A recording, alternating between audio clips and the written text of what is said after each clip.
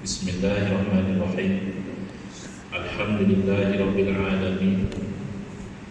Wa afdhalus salati wa atammu taslimi ala sayyidina Muhammadin wa ala alihi wa sahbihi ajma'in.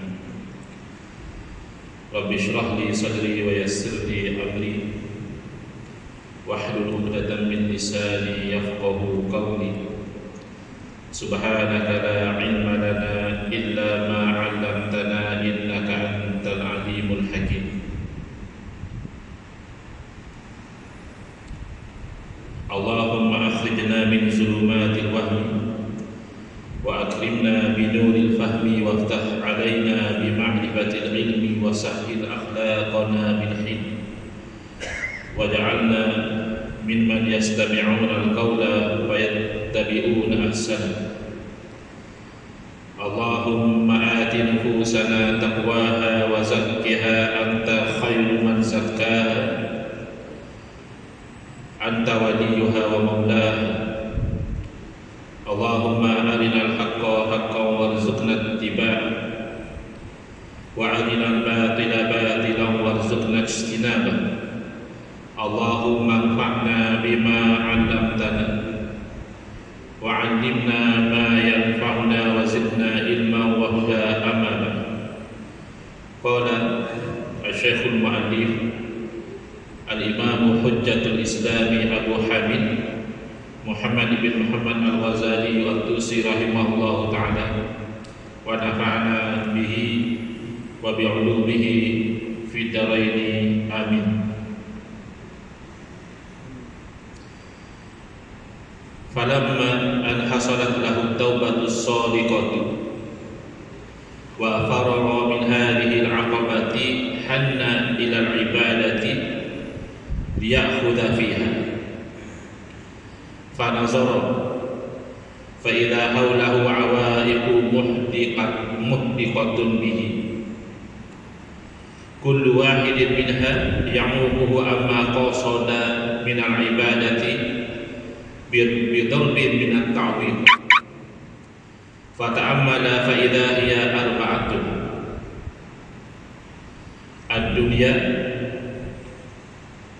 wal khalqu wasyaitanu wan nafsu fahtaja la mahalata ila daf'i hadhihi al-'awaiq wa izahatiha anhu wa illa fala yata'atta lahu muraduhu min al-ibadati. Alhamdulillah, muslimin muslimat, hadirin hadirat yang saya hormati, moga-moga kita semua dirahmati dan diberkati oleh Allah Subhanahu wa taala.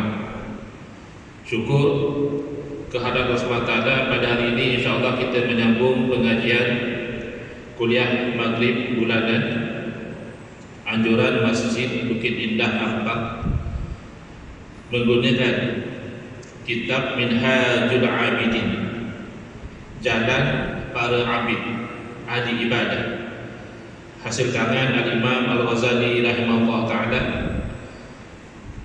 Di dalam mukadimah,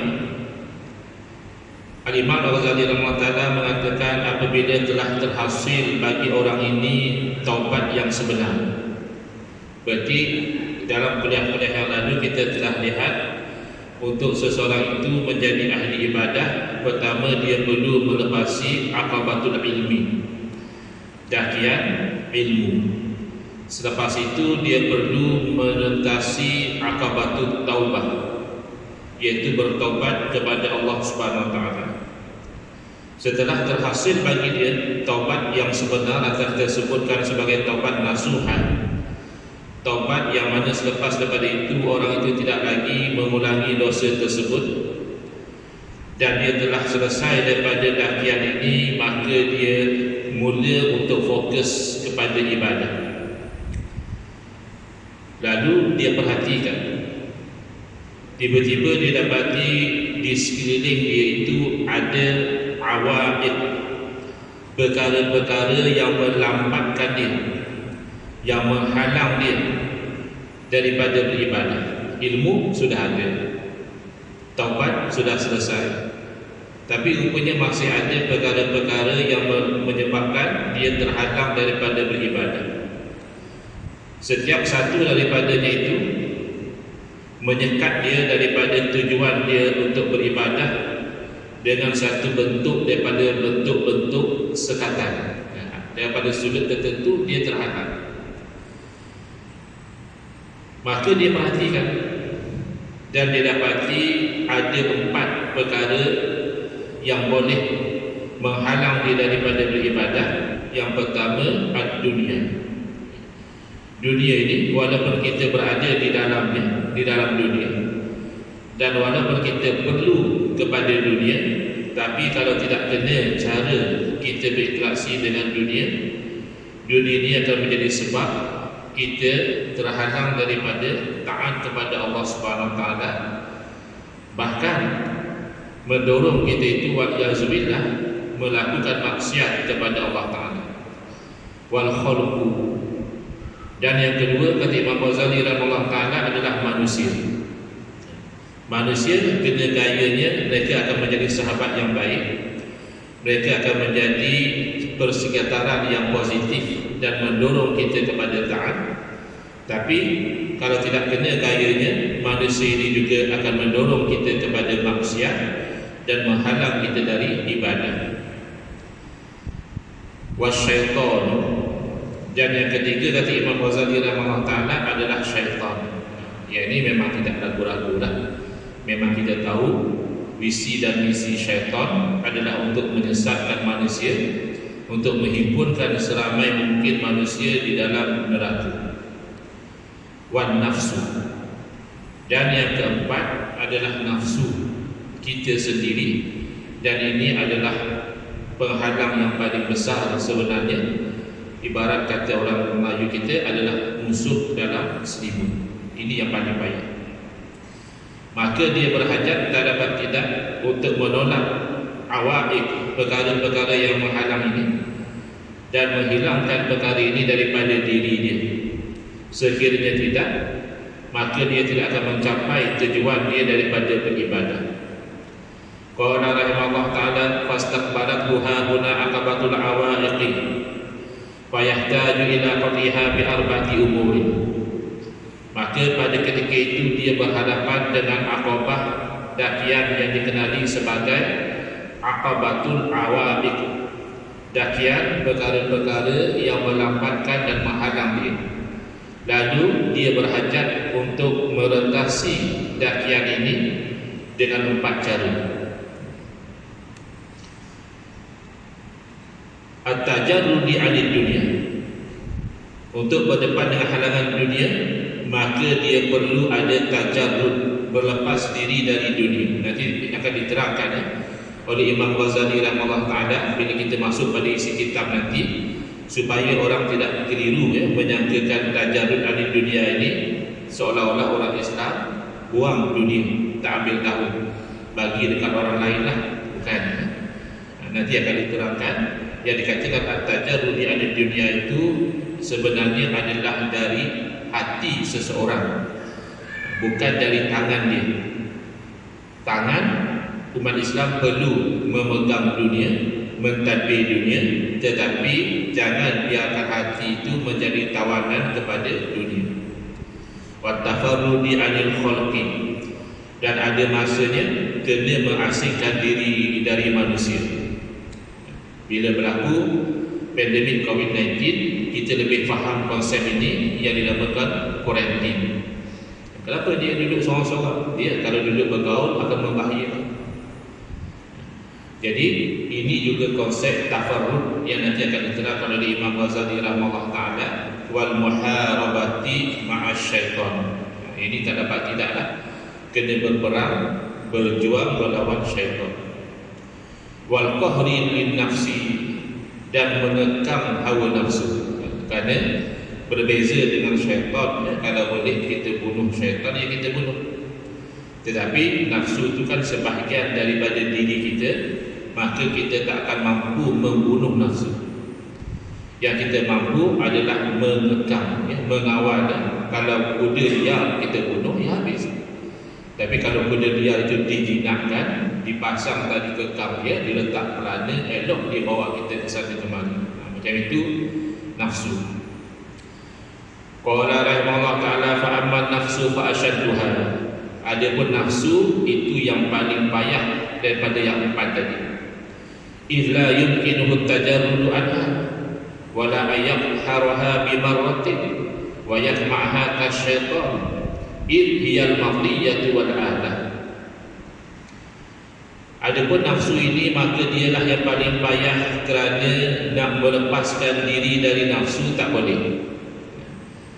Kalau dunia kita boleh tutup pintu, kita boleh off handphone dengan manusia, dengan syaitan kita boleh amalkan zikir dan sebagainya, minta lindung dengan Allah Ta'ala. Tetapi nafsu tak boleh. Dia embedded, dia ada berserta dengan kita. Kita tidurkah, kita penatkah, nafsu ada. Dan kita tidak akan mampu untuk menundukkan nafsu sekaligus, tak mampu. Kalau kita cuba-cuba nak berkeras dengan dia, dia memberontak lagi teruk.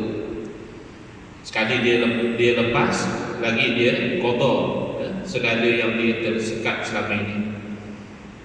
Ataupun kita nak sekat dia terus dengan amalan-amalan seperti kita menyekat syaitan, tak boleh juga.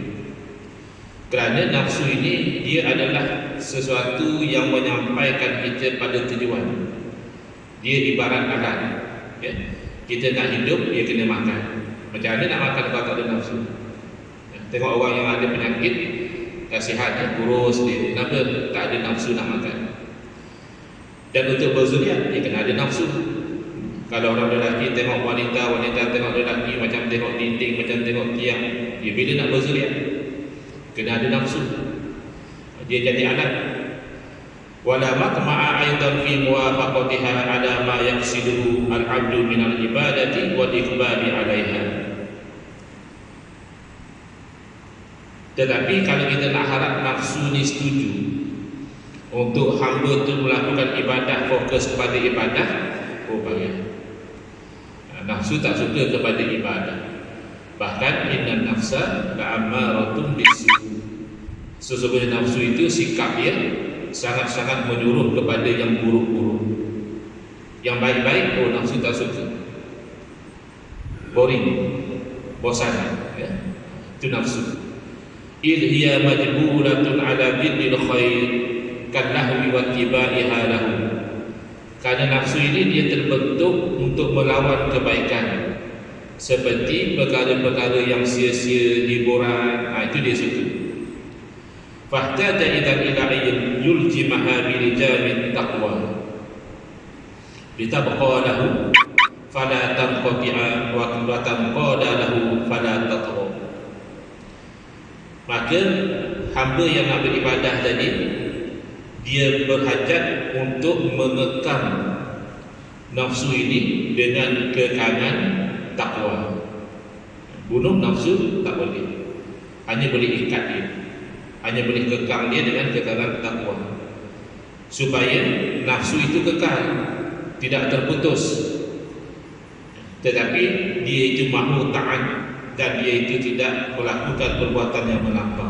Itu tujuan dia. Kalau kita tengok cerita cowboy, kuda tu kan masa di tengah liar tu, bukan main cowboy tu di lambung, sampai ada yang terjatuh, mungkin ada yang tercedera. Tapi setelah berjaya dia jinakkan dan dipasang ke tangan, bagus, kuda itu bawa tuan itu ke sana kemari, berniagakah, berperangkah, fayasta'miluha fil masalihi wal marashidi wa yamna'uha minal mahariki wal mafasidi fayakhudhu idzan fi qat'i hadhihi al-'aqabati wa yasta'inu billahi jalla dzikruhu 'ala zalika. Maka setelah dia mengekang nafsu dengan kekangan takwa, dapatlah dia mempergunakan nafsu itu untuk perkara-perkara yang baik dan perkara-perkara yang membawa kebaikan, dan dapatlah dia itu menghalang nafsu daripada kebinasaan dan kerosakan. Dan orang Melayu kata ikut nafsu lesu, detik, tak puas, sentiasa dia bawa itu kepada kerosakan. Lalu hamba tadi merentasilah Aqabah yang ketiga ini dengan itu memohon pertolongan dengan Allah Subhanahu wa taala. Sebab kita itu lemah. Wa khuliqal insanu dha'ifa. Manusia itu diciptakan itu lemah. Tak makan lapar, tak kahwin stres, tak minum dahaga, kerja banyak penat. Nak tak nak, bila kita nak berjaya melawan 4 halangan ini, dunia, manusia, syaitan dan nafsu, hendaklah kita itu menggantung harap pertolongan daripada Allah Subhanahu wa taala. Qala rahimahullah ta'ala falamma farra min qatiha raja'a ila qasdil ibadati fa idza awaridu ta'tariduhu wa tashghaluhu 'anil iqbali ala maqsudihi min al-ibadati wa tasudduhu 'anil tafarruhi lidzalika kama yanbaghi fata'ammada fa idza hiya arba'atu. Setelah selesai hamba tadi merentasi Aqabah yang ketiga, dakian yang ketiga, iaitu dakian penghalang-penghalang, dan dia itu nak fokus kepada ibadah, tiba-tiba didapati ada perkara-perkara yang mendatang, yang menghalang dia, yang menyibukkan dia daripada fokus kepada tujuan ibadah, lalu menyekat dia daripada meluangkan masa untuk beribadah sebagaimana yang sepatutnya. Jadi macam tak ada masa. Ada pula perkara-perkara yang mendatang, lalu dia perhatikan dan dia dapati ada 4 perkara juga. Apa dia? Al-rizqu tuqalibuhu an-nafsu bihi wa taqulu la budda li min rizqin wa qiwamin wa qad tajarradtu 'anid dunya wa tafarradtu 'aidan 'anil khalqi fa min aina yakunu qiwami wa rizqi. Yang pertama, perkara yang mendatang yang menuntut waktu, fokus dan juga fikiran dia adalah urusan rezeki. Yang mana rezeki ini dituntut oleh diri dia, lalu nafsu dia berkata, saya ni kan tak dapat tidak perlu kepada rezeki nak hidup, nak cari makan. Kalau saya ni telah tajarrud, zuhud dengan dunia, tafarrud iaitu uzlah dari manusia, macam mana saya nak hidup? Macam mana nak dapat rezeki? Jadi yang pertama yang menyibukkan dia adalah urusan rezeki. Wasani al-akhtar min kulli syai'in yakhafuhu aw yarjuhu aw yuriduhu aw yakrahu wa la yadri salahahu fi dhalika aw fasada. Li'anna awaqib al-umuri mubhamatun fayashtaghilu qalbuhu biha. Fa'innahu rubbama waqa'a fi fasadin aw mahlakatin. Yang kedua yang menyibukkan fokus dia, yang menyebabkan dia tak boleh fokus kepada ibadah adalah akhtar, bahaya-bahaya, risiko-risiko yang datang daripada segenap sesuatu. Risiko ni kadang-kadang menyebabkan dia rasa takut. Kot aku buat nanti jadi apa-apa. Ada kalanya risiko ni memberi dia satu harapan, kot saya buat jadi untung. Ada kalanya dia hendak, ada kalanya dia benci. Dan dia pun tak tahu elok ke tak elok. Macam yang kita lihat ketika mana kita berdepan dengan COVID-19, kita disuruh vaksin. Ya. Apa tujuan vaksin? Nak dapatkan, dia kata apa? Herd immunity. Dah ramai vaksin, nanti tak adalah mudah jangkitan berlaku. Tapi masa itu pun serba salah juga. Ada doktor juga yang kata vaksin ni belum selamat lagi. Ada yang kata data kajian negara sini menunjukkan bahaya. Kod kita tak vaksin, mudah kena jangkitan. Kod kita vaksin, kena mula side effect dia. Itu namanya akhtar, risiko. Kadang ahli ibadah pun fikir pasal vaksin pun tak ada nak fokus ibadah. Pun nak vaksin ke tak vaksin. Sekarang yang tak vaksin pun okey juga, boleh masuk soft combat, boleh masuk masjid. Ya, kita hari itu sampai nak kena booster. Dengar-dengar ada yang booster lagi teruk macam ini namanya akhtar, risiko. Ya, ada yang booster okey. Ada yang booster tak lama tu meninggal. Kau meninggal sebab booster tu memang dah nak meninggal, wallahu a'lam. Itu namanya akhtar, risiko. Jadi sibuklah hati dia memikirkan. Kerana apa? Kerana kesan daripada sesuatu itu mubahamatun, tak jelas. Bukan kita boleh predict future. Maka hati yang sibuk dengan perkara-perkara ini, boleh jadi dia itu jadi binasa. Kan ada orang masa pandemik tu sampai bunuh diri, ya na'udzubillah.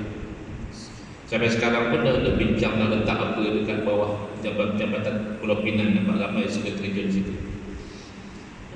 Dia dah jadi binasa lah, terlampau risau sangat. Kalau orang yang jenis profesional sikit, dia kata tak apalah, ambil insurans, dia kata ambil takabul dan macam-macam. Itu risiko. Tapi hanya mengurus risiko, risiko tetap ada. Tapi kalau ada tawakal, nanti Imam Ghazali akan cerita ubat-ubat kepada kebimbangan ini. Wasalisu asyada'id wal masaibu tunsabu alaihi min kulli janibin. Yang ketiga adalah perkara-perkara musibah-musibah yang menimpa diri dia daripada segenap sudut, dengan fitnahnya, dengan musuh yang dengkinya, dengan orang yang nak jatuhkan dan sebagainya. Wa qad intasaba li mukhalafatil khalqi wa muharabati syaitan. Lebih-lebih lagi, dia itu telah mengambil posisi yang berbeza dari manusia. Kalau kita itu nak menegakkan kebenaran, nak mempertahankan yang benar, maka kita kena bersedia untuk dibenci oleh manusia. Tak semualah, ada yang akan benci pada kita. Dan kita pula nak berperang dengan syaitan. Kadang-kadang orang tanya kenapa yang selalu kena ganggu syaitan orang Islam. Orang kafir jarang-jarang nampak kena ganggu syaitan. Kawan dia tak ganggu sangat pun tak ada masalah. Kita ni dah declare nak berperang dengan dia, memang kena. Wa kam min wusatin yatajarruha wa kam min shiddatin tastaqbiluhu wa kam min hammin wa hazanin ya'tariduhu wa kam min musibatin tatalaqahu.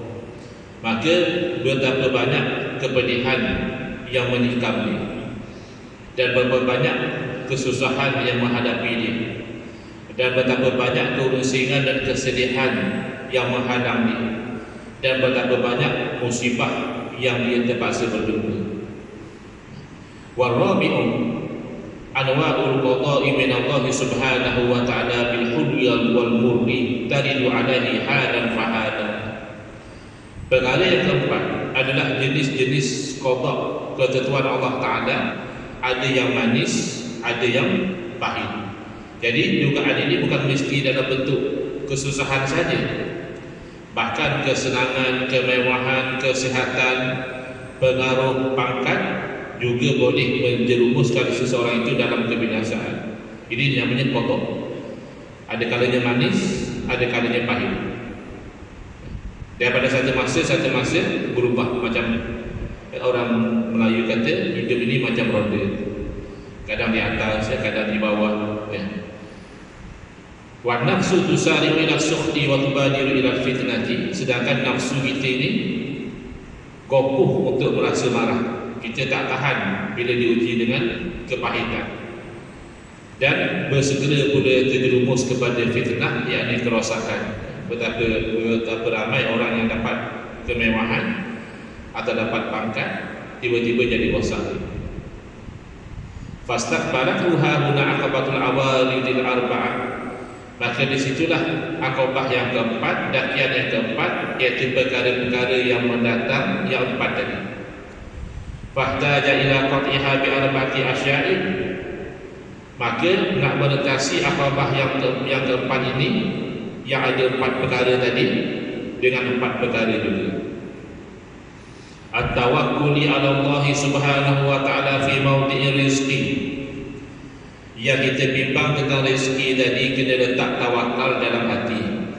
Kita kena yakin bahawa hakikatnya rezeki itu adalah ketentuan Allah subhanahu wa ta'ala.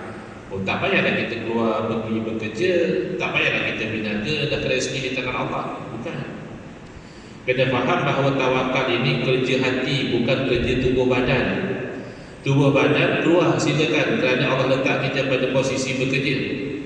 Mana tahu Allah letak kita pada posisi bekerja, iaitu darinya tak bekerja tak ada duit, sedangkan kita misalnya ketua rumah, wajib nafkah anak isteri, makanya keluar bekerja itu menjadi wasilah dapatkan nafkah.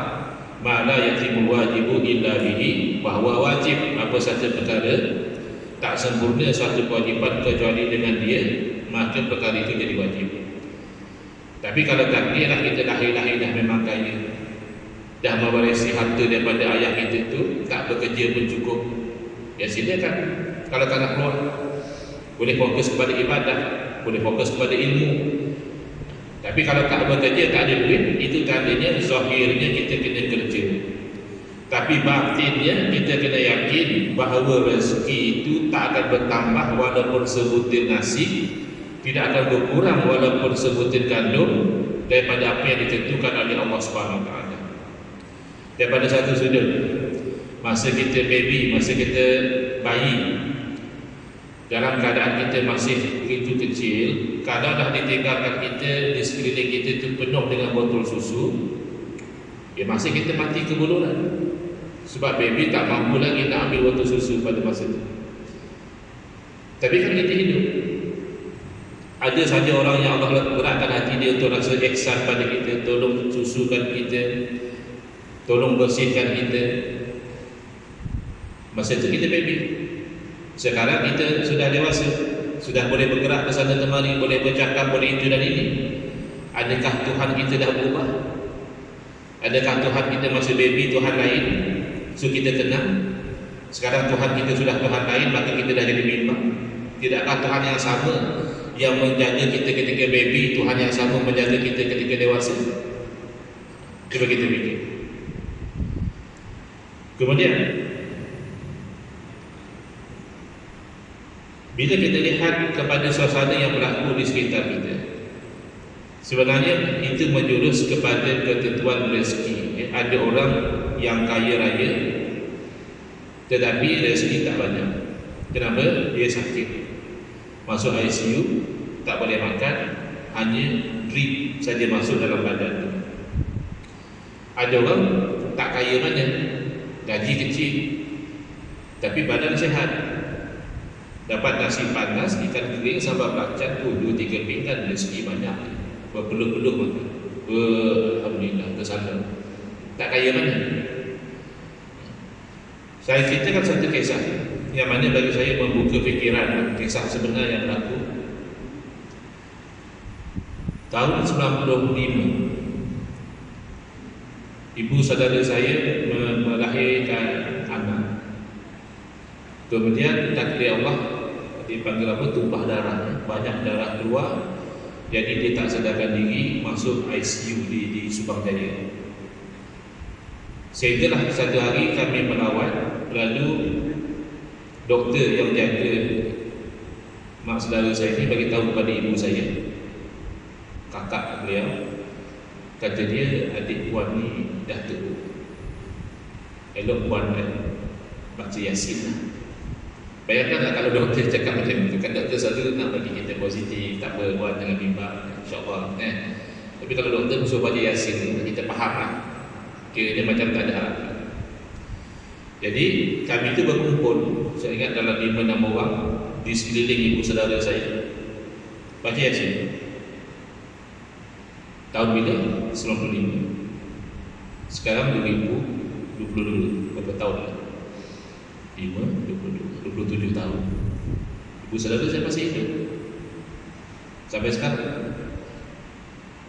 Kenapa? Kerana rezeki dia belum habis. Mana boleh satu orang meninggal dunia sebelum rezeki yang Allah Ta'ala tentukan untuk dia habis? Tak mungkin. Mustahil dia akan meninggal dunia. Dan daripada kami yang ramai baca Yasin itu, 3 saya masih hidup, yang lain dah meninggal. Yang baca Yasin mati dulu. Kerana yang baca Yasin dah ada rezeki. Kalau saya sekarang dengan ibu saya pun tak tahu, Allah kalau saya pergi dulu pun tak mustahil. Jadi kalau kita faham bahawa rezeki itu di tangan Allah Subhanahu Wa Taala, usaha kita itu hanya menjalankan syariat, hanya ittikhadul asbab, cause and effect. tapi hati kita tenang, yakin rezeki di tangan Allah. Rasa tak kadang-kadang kita dalam perjalanan, misalnya daripada KL nak ke Alustar, tahu-tahu sampai di Taiping kereta rosak, terpaksa kita stop di Taiping, nak baiki kereta, kata orang bengkel boleh baiki, tapi barang kena order. Macam mana? Ambil hotel, duduk 2 malam di Taiping. Tapi kalau kita renung kembali, itu hanya asbab. Hakikatnya apa? Hakikatnya pada masa itu kita ada rezeki di Taiping. Maka kereta rosak itu hanya asbab. 2 hari itu kita makan di kedai di Taiping, rezeki kita di situ, tak lagi. Jadi kalau kita faham begitu, sebagaimana dalam riwayat hadis daripada Nabi SAW, "Lau tawakkaltum 'ala Allahi haqqa tawakkulihi la razaqakum kama yarzuqut tayr." Kalaulah kamu itu bertawakal benar-benar kepada Allah Ta'ala, nescaya Allah Ta'ala rezekikan kamu sebagaimana Allah Ta'ala rezekikan burung. Taqdu khimasa wa taruhu bitana. Bila pagi-pagi dia keluar tu perut dia kempis, balik petang kenyang. Itu hakikat. Asbab silakan, masing-masing ada yang jadi peniaga, ada yang jadi pekerja, ada yang jadi itu dan ini, silakan. Jangan tidak berusaha ikhtiar dengan alasan tawakal. Itu namanya tawakul, malas ya. Iaitu yang dihalau oleh Sayyidina Umar radhiyallahu anhu, duduk dalam masjid angkat tangan, ya Rabb ya Rabb, padahal hati berharap siapa nak bagi aku derma, siapa nak bagi aku makan. Itu bukan tawakal. Orang itu tawakal, dia kerja pagi-pagi, balik petang, tapi hati dia bulat yakin yang bagi rezeki adalah Allah. Baik.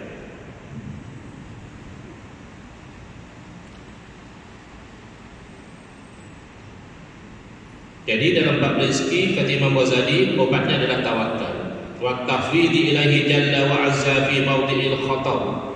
Dan tafwid, serah bulat-bulat kepada Allah Ta'ala dalam bab risiko. Kita dah timbang, kita dah kaji, kita dah musyawarah, ya, lebihnya tawakal. Wa idza azamta fa tawakkal 'ala Allah. Bahkan ketika Nabi SAW nak keluar berperang pun, ada yang kata begini, bertahan di Madinah, ada yang kata kena keluar daripada Madinah. Dia bila buat keputusan, fa tawakkal 'ala Allah. Begitu. Itu namanya tafwid. Wa sabri inda nuzuli syada'idi, dan dalam bab datangnya musibah yang menimpa, kena sabar. Kerana hidup ini sebenarnya adalah warna-warna. Ada kalanya warnanya hitam, ada kalanya warnanya putih. Terpaksalah kita lalui, itu warna kehidupan kita. Wa ridha inda nuzulil qada, dan redha ketika mana datangnya takdir Allah Subhanahu wa taala. Jadi dikatakan redha ni makamnya lebih tinggi daripada sabar. Sabar itu pun dah bagus. Inna Allaha ma'as sabirin. Sesungguhnya Allah Ta'ala berserta dengan orang sabar, dengan ma'iyah khassah, dengan berserta yang khusus. Kalau berserta dengan umum, wa huwa ma'akum aina ma kuntum, itu ma'iyah umum. Allah Ta'ala berserta dengan ilmu, dengan kudrah, dengan semua orang. Tapi berserta dengan pertolongan itu dengan orang yang sabar. Tapi redha, kenapa dikatakan lebih? Kerana redha ni dia suka. Dia mengenakan ini takdir Allah, dia suka. Sabar tu dia tak suka. Macam orang suami isteri kan. Ada suami ni sebenarnya sabar je dengan isteri dia. Kalau ikutkan ish, tak suka penuh dengan isteri dia. Tapi lah isteri aku sabar je. Lain kalau dia redha. Kalau dia redha, makna kata kalau isteri dia meninggal pun, dia kalau boleh nak isteri macam tu lah. Itu redha. Kalau sabar tadi, ada orang dia menangis, kata guru saya. Ya, bila dapat berita isteri kawan dia meninggal, menangis. Dapat berita seorang lagi meninggal, menangis. Oh, isteri kawan meninggal, kenapa kau menangis lebih-lebih? Dia kata, pasal aku bukan isteri aku. Itu memang tak sabar dah. Sebaliknya, isteri juga sama. Ada isteri yang sabar je dengan suami dia. Dia sebenarnya tak suka peranan suami dia. Mungkin marah, mungkin apa. Tapi dia sabar dah suami dia. Beza dengan redha. Redha tu memang itulah orang ciri-ciri yang dia nak, macam itulah dia. Kalau tak dia suami dia meninggal dunia, mungkin dia tak kahwin sebab dia dah redha dengan yang tu. Mungkin begitu. Tapi kedua-duanya baik. Sabar ketika ditimpa musibah, redha menjalani takdir Allah. Fa akhadha bi qat'i hadhihi al-aqabati bi iznillah ta'ala wa husni ta'yidihi. Maka berjayalah dia melintasi aqabah yang keempat ini dengan izin Allah dan bantuan daripada Allah Ta'ala. Qala rahimahullah ta'ala falamma farara min qat'iha wa 'ada ila qasdil ibadati nazara fa idhan nafsu fatiratun dha'ifatun kasla la tanshatu wa la tanba'ithu bi khairin kama yahiqqu wa yanbaghi. Setelah selesai dia melintasi aqabah yang keempat, kembali dia ingin fokus kepada ibadah, lalu didapati dirinya itu lemah, malas, tidak cergas, tidak ada motivasi untuk melakukan kebaikan sebagaimana yang sepatutnya. Wa innama mailuha abadan ila ghaflatin wa da'atin wa rahatin wa batalatin. Bahkan nafsu itu sentiasa cenderung kepada perkara yang ghaflah, yang melalaikan, perkara yang sia-sia, nak rehat, tak nak buat apa-apa, tak nak buat ibadah. Bal ila syadin wa fudulin wa baliyatin wa jahalatin. Bahkan bukan setakat nak rehat saja, cenderung pula nafsu itu supaya dia buat benda yang jahat, benda yang berlebih-lebihan, benda yang membawa kerosakan, dan benda yang mengandungi kejahilan. Fahtaja ma'aha hauna ila sa'ikin yasuquha ila al-khairi wa ta'ati wa yunshituha lahu. Maka ketika itu dia perlu kepada suatu pemandu yang memandu dia ke arah kebaikan dan ketaatan dan mencerdaskan dia untuk melakukannya. Wa zakirin yazjuruha 'anil syarri wal ma'siyati, dan dia perlu kepada penghalang yang menghalang dia daripada kejahatan dan maksiat. Wa yafturuha anhu, dan menyebabkan dia itu kurang cenderung kepada maksiat. Apa dia? Wa huma ar-raja wal khauf. Dua ini adalah raja, rasa harap mendapat pahala dan ridha Allah, wal khauf, rasa takut mendapat murka dan azab Allah. Dia ibarat dua saja. Kalau berat sebelah sini pun tak seimbang, sebelah sana pun tak seimbang. Terlebih harap langsung tak buat taat. Tak apalah, Allah Maha Pengampun, Allah Maha Penyayang, semayang indah, puasa indah. Terlebih takut pun terus ikhlas. Aku memang ahli neraka lah, tak gunalah aku taubat pun, biarlah buat di maksiat. Jadi dua-dua tu tak bagus. Maka nak seimbang, kena ada harap. Walaupun kita berdosa, kita harap kepada rahmat Allah. Kena ada takut, walaupun kita ada taat, kita bimbang kepada su'ul khatimah wal yazubillah. Faraja'u fi azimi sawabillahi subhanahu. Maka yang dikatakan harap itu adalah harap kepada pahala kurniaan Allah Subhanahu wa taala, wa husni ma wa'ada min arwahil karamah, dan elok apa kemuliaan yang Allah Taala janjikan. Kan ada hadis-hadis Nabi sallallahu alaihi wasallam, Nabi beritahu siapa yang buat begini ganjarannya. Kita boleh harap sama ada ganjaran dunia ataupun akhirat, itu satu bentuk rojam, harapan. Wa tazakkuri zalika sa'ikun yasuquha, mengingati balasan-balasan dan kemuliaan ini menjadi satu pemandu atau motivasi yang memandu dia dan membangkitkan dia melakukan ketaatan dan menggerakkan dia serta mencerdaskan dia. Wal khaufu min adimi iqabillahi azza wa jalla, adapun takut kepada seksa Allah Taala. Wa su'ubati ma'au'ada min anwa'il uqubati wal ihanati, dan kesukaran apa yang Allah Taala beri amaran orang yang bermaksiat ini, kesukaran yang dia akan hadapi dalam hidup dia, hilang keberkatan, dihinakan dan sebagainya. Zadirun yazruha 'anil maksiyati, itu merupakan penghalang yang menghalang dia daripada maksiat.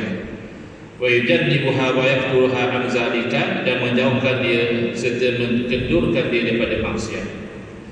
Fahadihi aqabatul bawa'is istakbarathu hauna, inilah yang dinamakan aqabah yang kelima, iaitu aqabah bawa'is, perkara yang membangkitkan keinginan melakukan taat dan membangkitkan rasa takut melakukan maksiat, ar-rajal wal khauf.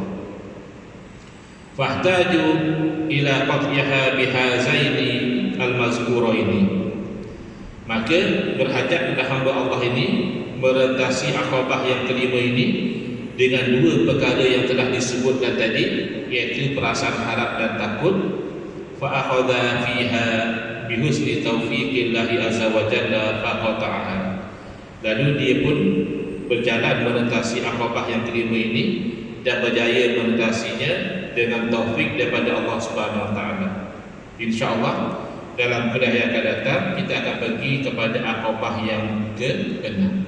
Bismillahirrahmanirrahim. Alhamdulillahirabbil alamin wassalatu wassalamu ala asyrafil anbiya'i wal mursalin wa ala alihi wa sahbihi ajma'in. Allahumma shrah sudurana wa ahsin akhlaqana wa ahsin ujurana wa nawwir qulubana bi nuri hidayatika kama naqarrata bi nuri syamsika abadan abada bi rahmatika ya arhamar rahimin. Walhamdulillahirabbil alamin. Amin ya rabbal alamin wal afu.